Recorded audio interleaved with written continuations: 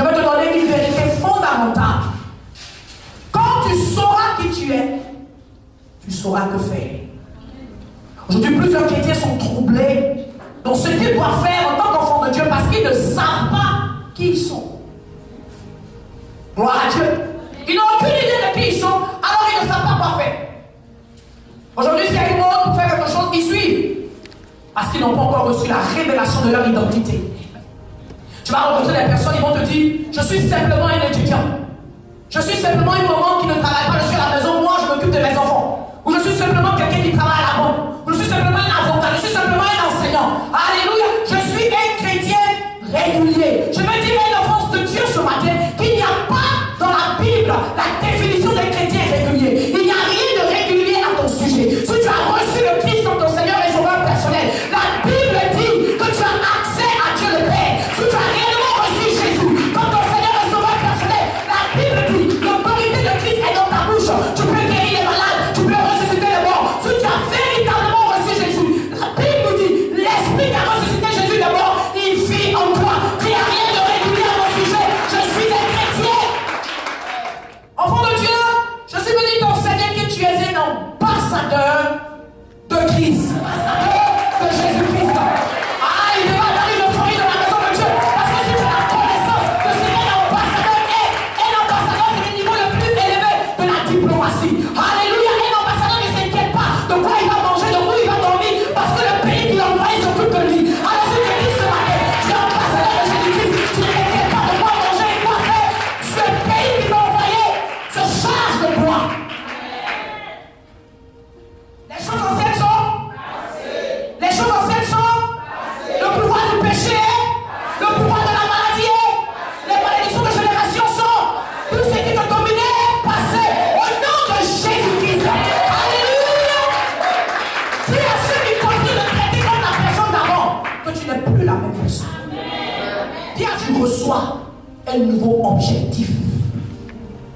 Quand tu deviens une nouvelle création, tu as maintenant une nouvelle raison d'exister.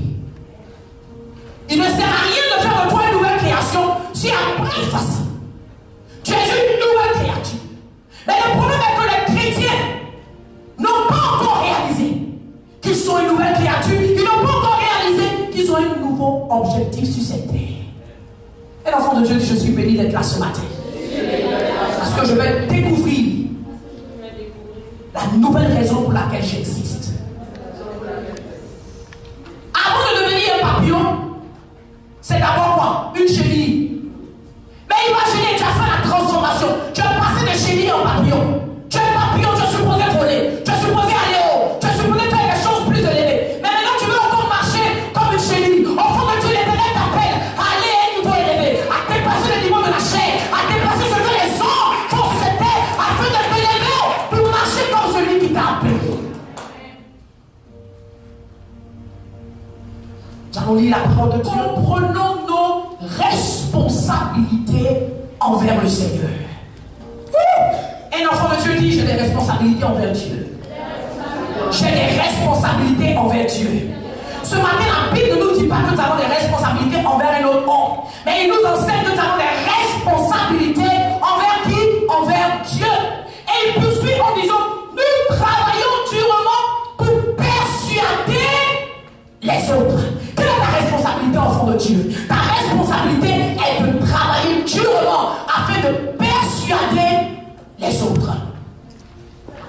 La force des chrétiens, c'est la force de la bonne nouvelle, c'est la force de l'évangile. Si nous avons honte de l'évangile, nous avons honte de la force qui vit en nous. Ce matin, l'Éternel te dit dans 2 Corinthiens 5:10, tu as une responsabilité envers Dieu. Et cette responsabilité est de travailler durement, j'adore la version anglaise, de travailler avec quelqu'un d'autre pour venir à la connaissance de Christ. Ce que le diable nous fait faire, c'est de continuer de vivre pour l'ancienne raison pour laquelle nous vivions avant que nous venions à Jésus. Avant que nous venions à Jésus, on vivait pour nous. Alléluia. On vivait pour nous-mêmes, on vivait pour nos ambitions, on vivait pour avoir de plus grandes maisons, on vivait pour s'occuper de nos enfants, on vivait pour avoir une carrière, on vivait pour amasser de l'argent. Mais aujourd'hui, il y a un but qui s'ajoute parce que tu n'es plus la même personne. Ce but